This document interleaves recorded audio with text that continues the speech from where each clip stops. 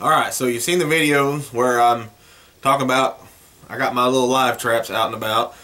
I went ahead and sprung them because I wasn't getting nothing with them.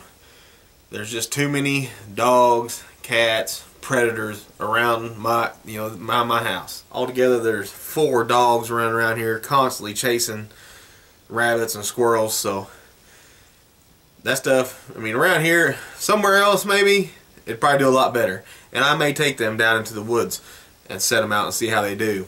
But those are hobby style traps, is what I call them.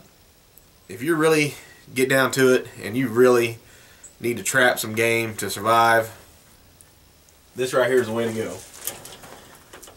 Those are 110 conibears, and those traps right there are going to catch squirrels and rabbits all day long, and you know they will work.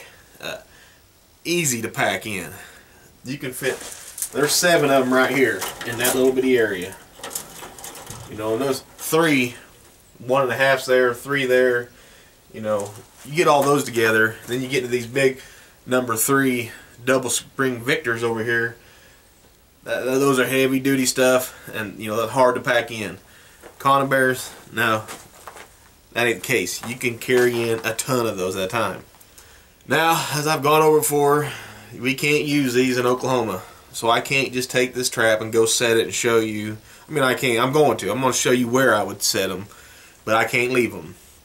Now, like I said before, if this is a dead dog survival, I had to feed the family, you know, I'm going to take those out and I'm going to use them. That's just the way it is. But that ain't the situation right now.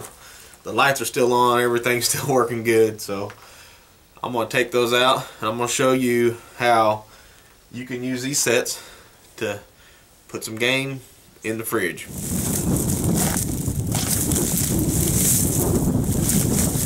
Alright.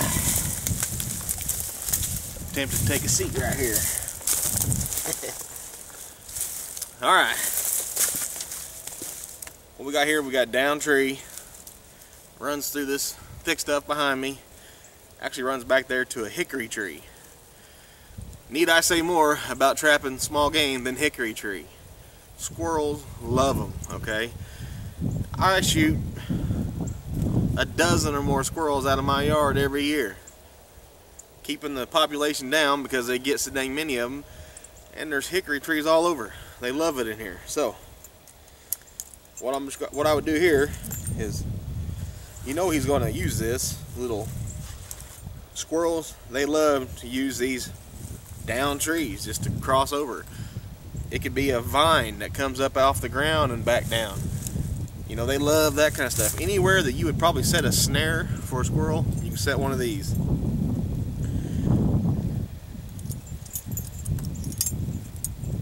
Creek banks.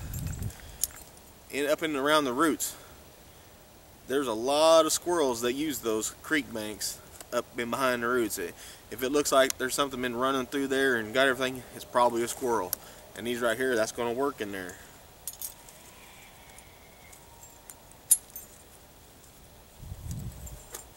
What I'm going to do is I'd set that sucker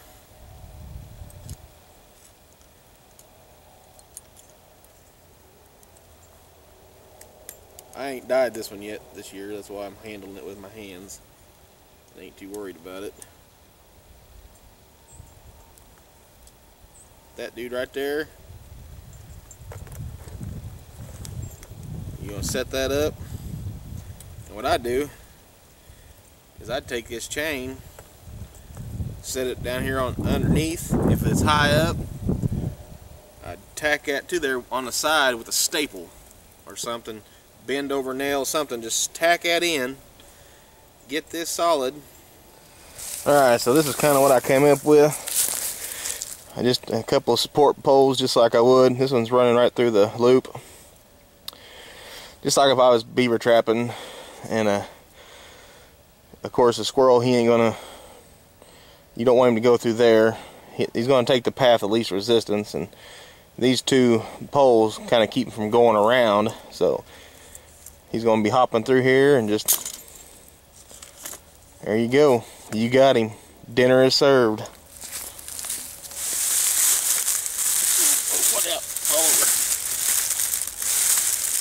These brush piles are perfect places for squirrel and rabbit. Whenever we go cut wood, we always stack our brush. It makes for great habitat for small game.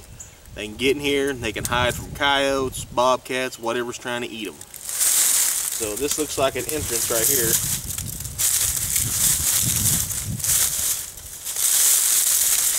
And maybe over here too.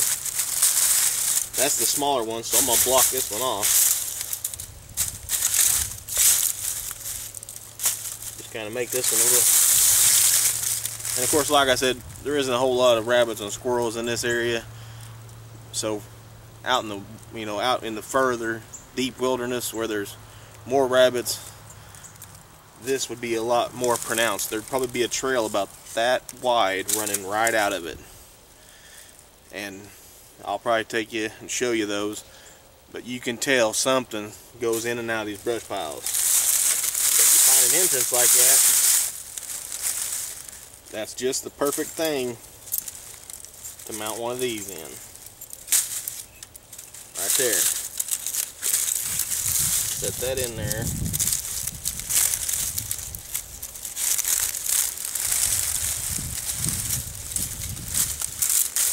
Get that stabilized in there good enough that whatever comes through that hole is going to trigger that, and you're going to have them.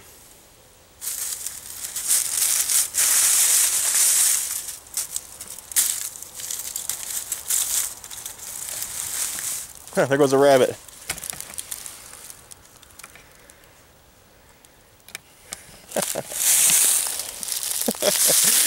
What was I saying about brush piles being the perfect place for rabbits to hide? And there goes a rabbit. Well, that's why I always keep a half a dozen of these on hand. Even though they're not legal here in Oklahoma, I like to keep them around because, one, they work. They're better than snares. They just, as far as small game goes, this is going to last you longer than any other trap out there, I think, just because they're simple, they work well, and I mean, these traps are old. I've had them around for a long time. They still function perfectly, mainly because they don't get used a lot, because they're illegal in Oklahoma. But keep these around just in case. There's nothing better for rabbit, squirrel, mink, than the muskrats, than the 110. The hobby traps are fun. I like building them, but if it comes down to just dead dog, I need food, this is the way to go.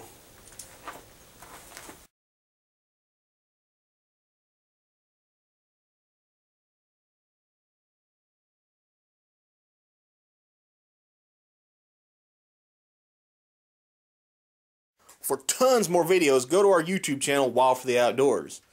You can also see them at www.wildfortheoutdoors.com, and be sure to visit our online store. And don't forget to go to Facebook, like us, share us with your friends, and hey, remember, it's your God-given duty to manage this land.